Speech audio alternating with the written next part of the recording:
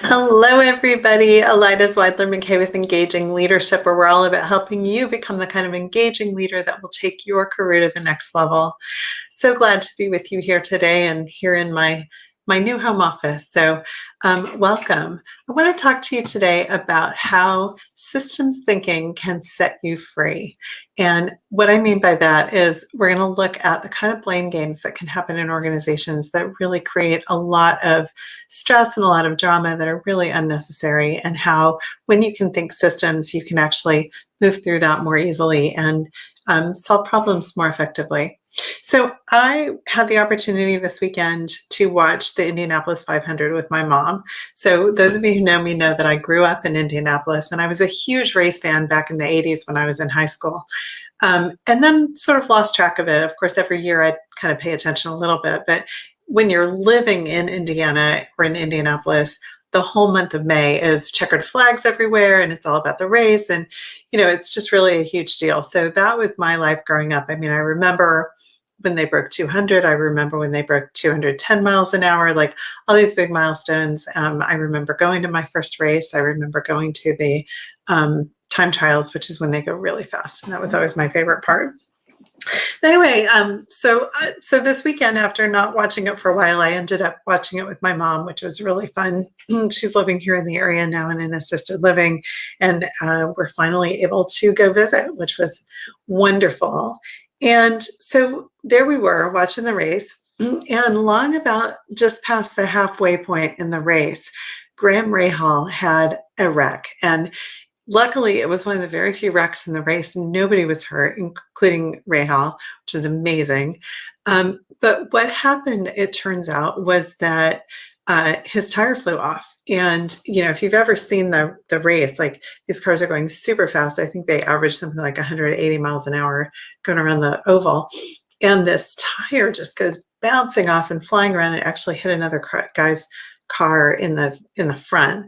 But luckily, nobody was hurt. And again, that car kept on racing. When they went back into the footage from that, what actually had happened was that that particular wheel hadn't been secured.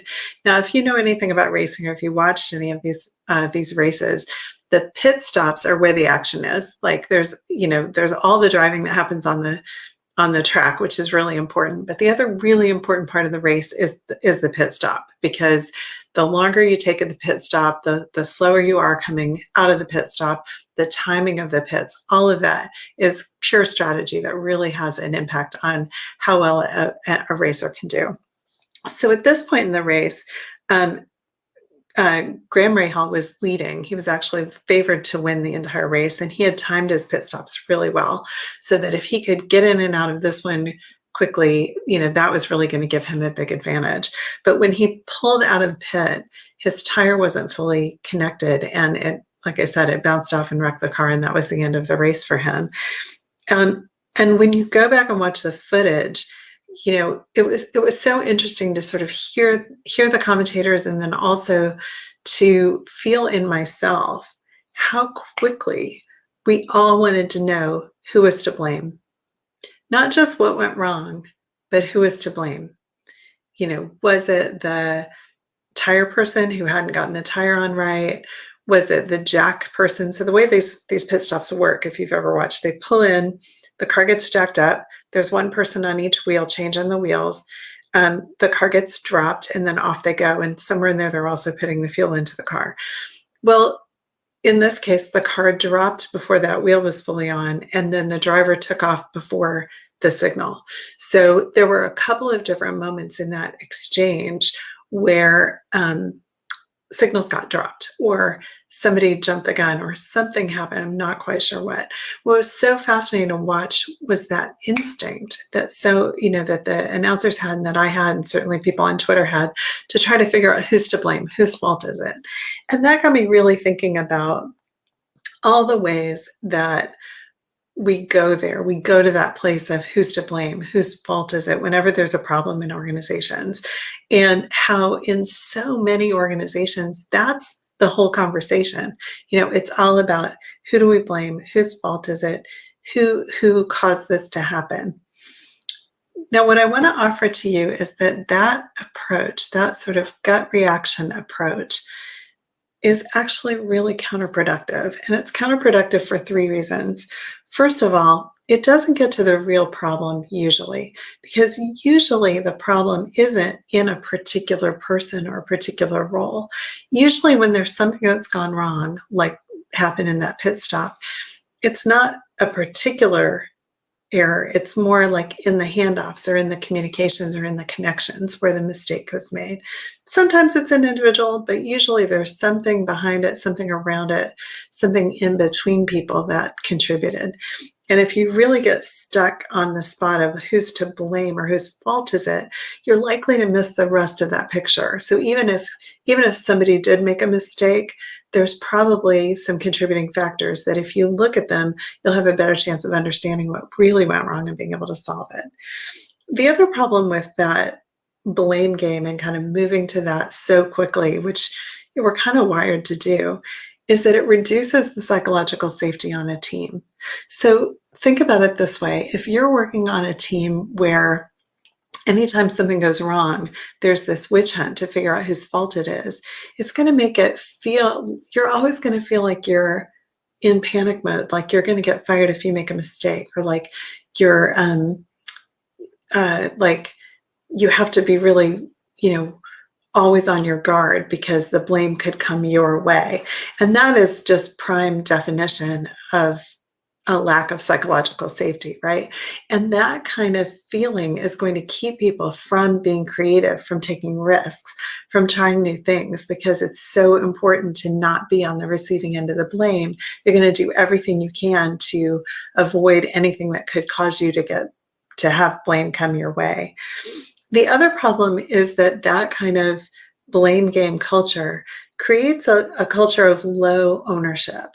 And what I mean by that is that, if you're in this place where you're always at risk of being blamed for something, people are going to be unwilling to take ownership for new projects, to take ownership for even their own work. It's always going to be like that. I don't know if you remember the Family Circus cartoons and the character Not Me, that whenever, a lamp would get broken and the mom would say, "Who did it?"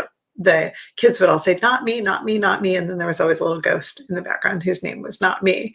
But that's kind of what happens, right? So then you end up with this culture of no ownership. And when there's no ownership, again, there's no way that things are going to get better. There's no way that things are going to get fixed. So the alternative to that is to replace that blame game kind of pattern and that blame game thinking with some real systems thinking. And what I mean by that is that systems thinking comes into a problem with the core belief that mistakes happen in the spaces between people, not inside individuals. And when you can look at problems that way, you can start to open yourself up to really uncovering where were the difficulties, what happened in the handoffs, where were there misunderstandings, where were there differences in expectations, where were there unclear roles. And when you can come at a problem in that kind of way, you stand a much better chance of solving it than if you're just blaming a particular person and maybe getting them out. I mean, we've all seen organizations with that like revolving door role where somebody can't stay, like there's a particular role in the team that can't stay filled for very long, or like people are always getting fired. If that's happening, that is a clear example of how the blame game is getting in the way of finding a real system solution or really looking at the system of the problem. The other thing about bringing in the systems thinking is, again, it promotes a sense of extreme ownership. So you go from low ownership, not me, not my problem, to extreme ownership, where people own their own part, but also take responsibility for everything leading up to and including the handoff. So you get both sides of the handoff really working on how do we fix it? How do we own our part? How do we own what needs to work between us, rather than pointing fingers and blaming the other person and taking no ownership for their own part.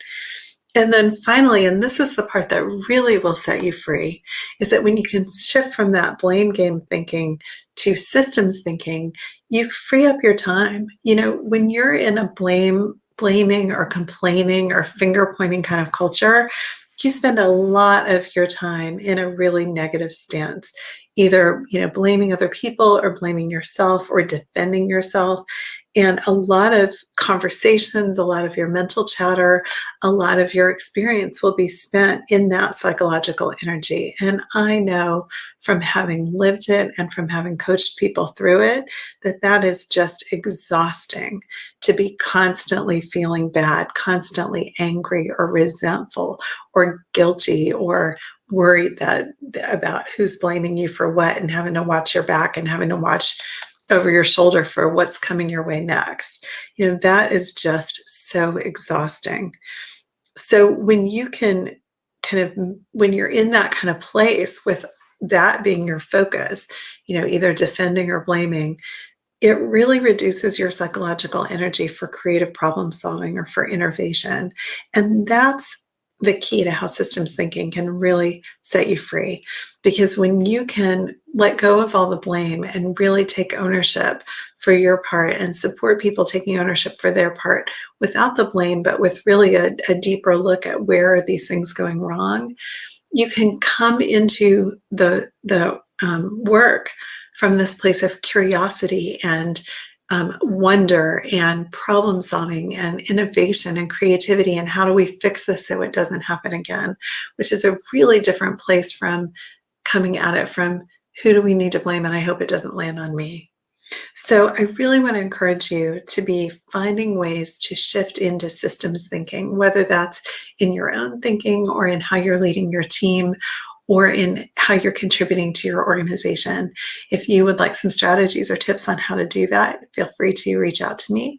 We can have a conversation at zmcoach.net/call, and we'll get on the phone for about 45 minutes and talk about your work situation and talk about what's going on, how those blame games are holding you back.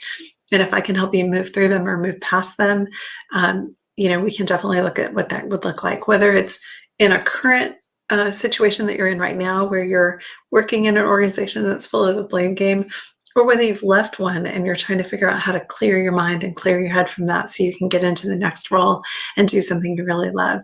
Either way, let's get on the phone and talk about your situation and figure out how to help you get to the next place where you can work in a way that's creative and exciting and innovative and solving problems instead of just looking for who's to blame.